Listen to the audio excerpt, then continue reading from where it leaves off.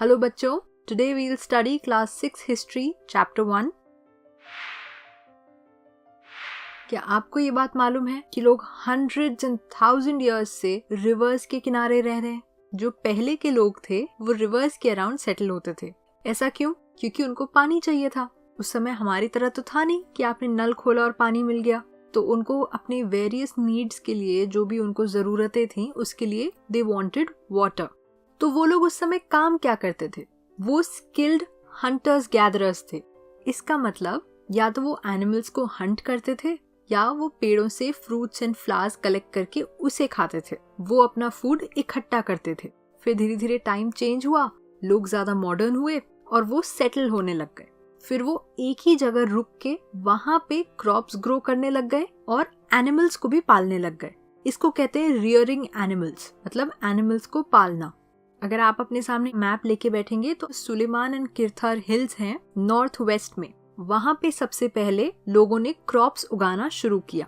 ये बात है 8000 इयर्स पहले की। सुलेमान एंड किरथर हिल्स उन एरियाज में से है जहां लोगों ने सबसे पहले ऑलमोस्ट क्रॉप्स उगाना शुरू किया। फिर अगर आप देखेंगे तो हमारी कंट्री के नॉर्थ ईस्ट साइड में गारो हिल्स हैं। वहां पे भी क्रॉप्स उगने स्टार्ट हुए। और सेंट्रल इंडिया में, इंडिया के बीच के हिस्से में, मध्य प्रदेश के अराउंड, वहां पे विंध्या रेंज है। विंध्या रेंज के नॉर्दर्न हिस्से में सबसे पहले राइस ग्रो किया गया था। ये बात थी अराउंड 8000 इयर्स पहले की। फिर धीरे धीरे टाइम बीतता गया और हम पहुंच गए 4700 इयर्स पहले। उस टाइम के अराउंड हमारी सबसे पहली सिटीज बसी थी। और कहाँ पे? जो इंडस रिवर है उसके और उसकी ट्रिब्यूटरीज के अराउंड। अब आप कहेंगे ट्रिब्यूटरी क्या होता है? बड़े वर्ड से डरने की जरूरत नहीं है, बहुत ही सिंपल चीज है। ट्रिब्यूटरी का मतलब होता है वो स्मॉल रिवर्स जो किसी भी बड़े रिवर्स में जाके मिल जाती हैं। तो जितनी भी बड़ी रिवर्स होती हैं उनकी बहुत सारी छोटी ट्रिब्यूटरीज होती हैं। तो जो इंडस रिवर है और इंडस की जितनी भी ट्रिब्यूटरीज हैं उनके अराउंड हमारी सबसे पहली सिटीज बनी थी।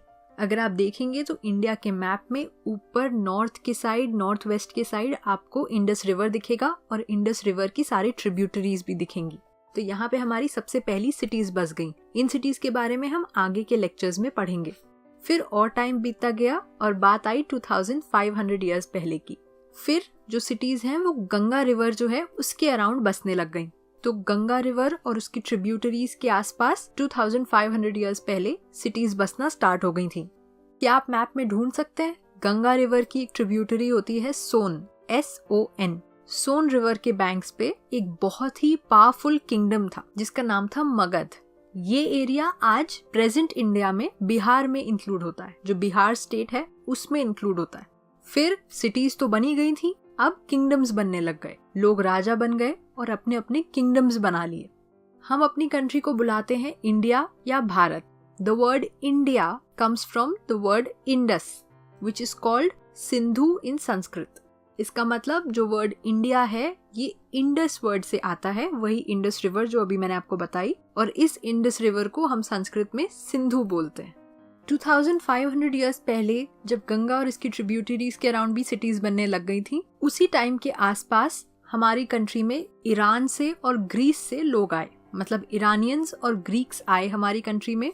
जब वो हमारी कंट्री में आए तो उन्होंने इंडस को हिंदोस बुलाया या इंडोस बुलाया। तो अब भाई वो बाहर से आए थे, उनका प्रोनाउंसिएशन अलग था, तो उससे हमारी कंट्री का नाम पड़ गया इंडिया। क्योंकि जो लैंड इंडस रिवर के ईस्ट में था उसको सब लोग इंडिया बुलाने लग गए। अब आप कहेंगे भारत वर्ड कहाँ से आया? हमारी एक बहुत ही पुरानी स्क्रिप्चर है जिसका नाम है Rigveda. It is one of the earliest composition of Sanskrit जो अराउंड 3500 इयर्स पहले लिखी गई थी। तो ऋग्वेद में भारत वर्ड यूज हुआ था to describe a group of people जो नॉर्थ वेस्ट पार्ट में रहते थे। बाद में यही वर्ड पूरी कंट्री को डिस्क्राइब करने के लिए यूज होने लग गया। इसी तरह से हमारा नाम पड़ गया इंडिया या भारत। अच्छा, उस समय people did not have a lot of modes of transportation. ना कार थी, ना बाइक थी, ना बस थी, ना ट्रेन थी। तो वो क्यों ट्रैवल करते थे? लेकिन उनके लिए ट्रैवल करना नेसेसरी था। उसके बहुत सारे रीजंस हैं। सबसे पहले वो अपनी लाइवलीहुड के लिए ट्रैवल करते थे। इसका मतलब बाद में जब सिटीज बनने लग गई थी, जब लोग सेटल होने लग गए थे, so they needed money for their life. फिर दूसरा रीजन था कि वो दूसरे लैंड्स को कॉन्कर करने के लिए ट्रैवल करते थे। मैंने आपको बताया किंगडम्स बनने लग गए थे। इसका मतलब अब उनको अपना ही लैंड नहीं चाहिए, किसी और का किंगडम भी चाहिए, तो उसको कॉन्कर करने के लिए उनको ट्रैवल करना ही पड़ेगा। फिर नेचुरल डिजास्टर्स को एस्केप करने के लिए उन्हें ट्रैवल करना पड़ता था, जैसे अर्थक्वेक, फ्लड्स, साइक्लोन, ये सब नेचुरल डिजास्टर्स हैं। एक और रीजन था फॉर ट्रेड। अगर उनको एक सामान दूसरी जगह बेचना है तो उनको ट्रैवल करना पड़ता था। फिर रिलीजियस टीचर्स ट्रैवल करते थे to preach their teachings. Religion के बारे में पढ़ाने के लिए, गॉड के बारे में पढ़ाने के लिए वो एक जगह से दूसरी जगह ट्रैवल करते थे। And last reason was adventure and discovery. They wanted an adventure, they wanted to explore the world. तो ये सब डिस्कवर करने के लिए लोग ट्रैवल करते थे। तो अब आपके मन में चल रहा होगा कि ये सब तो इतने सालों पहले हुआ था, हमें कैसे मालूम कि उस समय क्या हुआ था? How can we find out about the past? तो उसके कुछ तरीके होते हैं। पहला तरीका है you can read books which were written a long time ago. ऐसी बुक्स को कहते हैं मैन्यूस्क्रिप्ट्स। मैन्यूस्क्रिप्ट क्यों कहते हैं? Because they were written by hand. उस समय प्रिंटिंग नहीं होता था तो लोग हाथ से बुक्स लिखते थे। तो जो मैन्यूस्क्रिप्ट वर्ड है ये एक लैटिन वर्ड से आता है, मैन्यू, जिसका मतलब है हैंड्स। आपको एक दूसरा वर्ड भी मालूम होगा, मैनुअल, जो हम फिजिकली हाथ से काम करते हैं, वो भी यहीं से आता है, क्योंकि मैन्यू का मतलब होता है हैंड्स। पहले के टाइम में पेपर भी नहीं होता था तो वो मैन्यूस्क्रिप्ट पाम लीव्स में लिखते थे, या एक स्पेशल जो ट्री की बाक होती है उसको स्पेशली प्रिपेयर करके, उसको बर्च कहते हैं, ये आज भी हिमालयाज में ग्रो करता है, उस पे लिखते थे। लेकिन क्योंकि ये पाम लीव्स या बर्च पे लिखते थे तो ये बहुत ही पेरिशेबल होता था, या तो इसे इंसेक्ट्स खा जाते थे, या जब लोग इधर से उधर ट्रैवल करते थे या एक दूसरे लैंड को कॉन्कर करते थे तो वो मैन्यूस्क्रिप्ट्स को डिस्ट्रॉय कर देते थे। इसलिए इसमें से काफी मैन्यूस्क्रिप्ट्स खत्म हो गई और हमें मिल नहीं पाई, लेकिन इनमें से काफी सरवाइव कर गई और आज भी म्यूजियम्स में अवेलेबल हैं। मैन्यूस्क्रिप्ट्स को कई सब्जेक्ट्स पे लिखा जाता था, जैसे religion, lives of kings, medicine, science, epics, poems, plays. और मैन्यूस्क्रिप्ट कौन सी लैंग्वेजेस में लिखा जाता था? मेनली संस्कृत में, लेकिन कुछ मैन्यूस्क्रिप्ट्स प्राकृत और तमिल में भी लिखी जाती थी। प्राकृत मतलब the language of the ordinary people. Sanskrit तो स्कॉलर्स, विद्वान लोग, पंडित लोग बोलते थे, लेकिन जो ऑर्डिनरी पीपल थे वो संस्कृत में बात नहीं कर पाते थे तो वो प्राकृत में बात करते थे। दूसरा तरीका to find out about the past are inscriptions.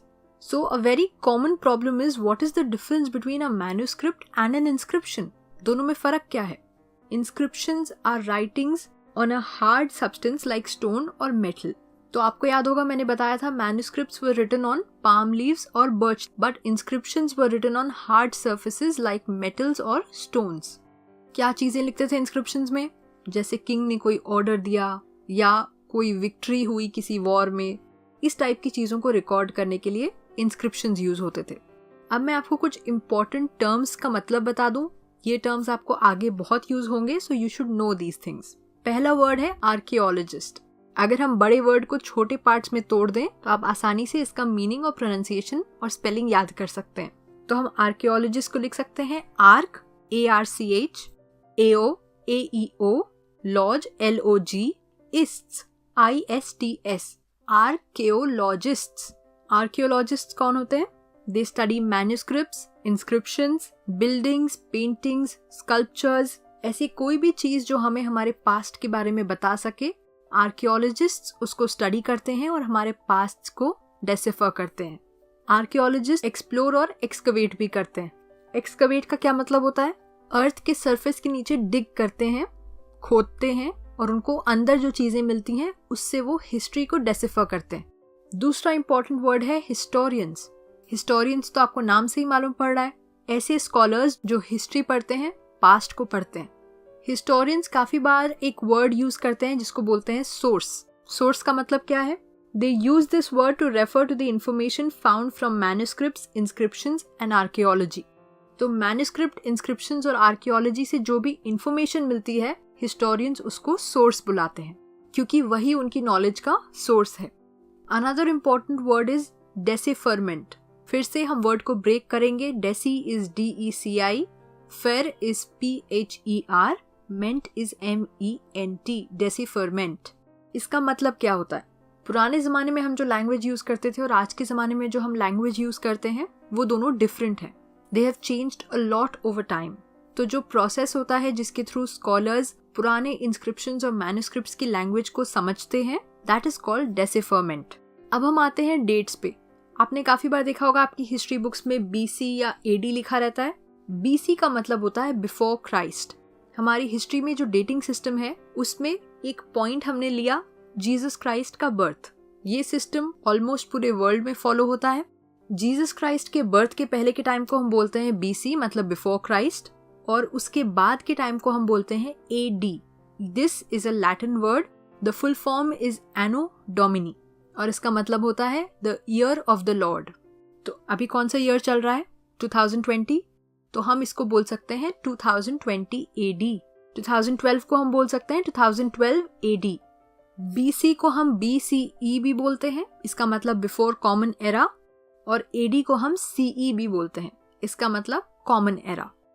जितनी भी डेट्स हैं which were before the birth of Christ, they are all counted backwards.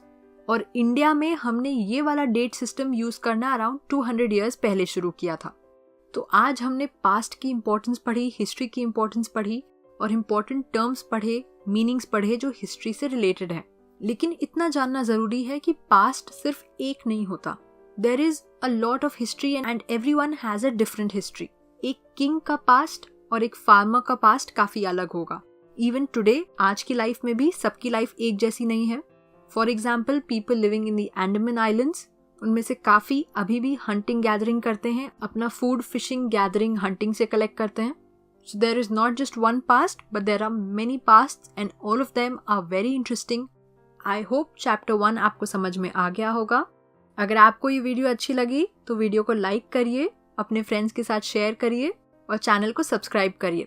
जो बेल आइकन है उसको भी दबा देना so that you get a notification every time we upload a new video. I'll see you guys next time. Bye bye.